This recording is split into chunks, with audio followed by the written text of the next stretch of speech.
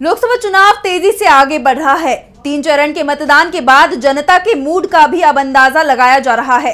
एक तरफ चौथे चरण के प्रचार के लिए राजनीतिक दलों ने अपनी पूरी ताकत झोंक दी है, तो दूसरी तरफ 7वें चरण के लिए अभी नामांकन चल रहे हैं। 7वें चरण में जिन दिग्गजों की किस्मत दांव पर है उनमें पीएम मोदी का नाम भी शामिल है, लेकिन पीएम के संसदीय क्षेत्र में अभी से ही विरोध के स्वर गूंजने लगे हैं।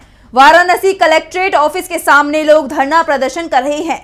तो क्यों पीएम के संसदीय क्षेत्र में गूंजने लगे विरोध के स्वर, देखिए इस रिपोर्ट में। लोकसभा चुनाव के 7वें चरण के लिए नामांकन की प्रक्रिया चल रही है। 7वें चरण में पीएम मोदी, केंद्रीय मंत्री पीयूष गोयल समेत कई अन्य दिग्गज नेताओं की किस्मत का फैसला होना है। लेकिन पीएम मोदी के संसदीय क्षेत्र वाराणसी में नामांकन के दौरान अलग ही हालात दिखाई दे रहे हैं। यहाँ पर चुनाव लड़ने की तैयारी करने वालों को चुनाव लड़ने से रोका जा रहा है। दरअसल वाराणसी में प्रधानमंत्री नरेंद्र मोदी के सामने चुनाव लड़ने के लिए होड़ मची हुई है।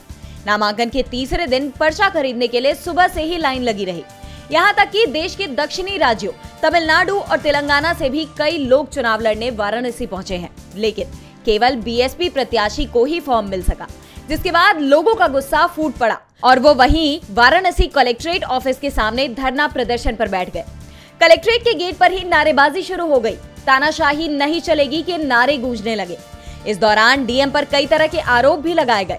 यहाँ तक कि ये भी कह दिया कि पीएम मोदी के खिलाफ लड़ने से लोगों को रोका जा रहा है, जांच और स्क्रूटनी के नाम पर परेशान किया जा रहा है। लोगों ने कहा कि सरकार के इशारे पर तानाशाही हो रही है, लोकतंत्र को दबाया जा रहा है। आपको बता दें, इस सीट पर पिछले 3 दिन में अभी तक 4 लोगों ने नामांकन किया है, जबकि यहाँ से चुनाव लड़ने के लिए अब तक 89 लोगों ने ट्रेजरी फॉर्म हासिल कर लिया है, जबकि सैकड़ों लोग अभी भी नामांकन खरीदने की लाइन में लगे हुए हैं। दरअसल लोग पीएम मोदी के खिलाफ चुनाव लड़ने के लिए कमर कसे हुए हैं। डीवी लाइव की रिपोर्ट।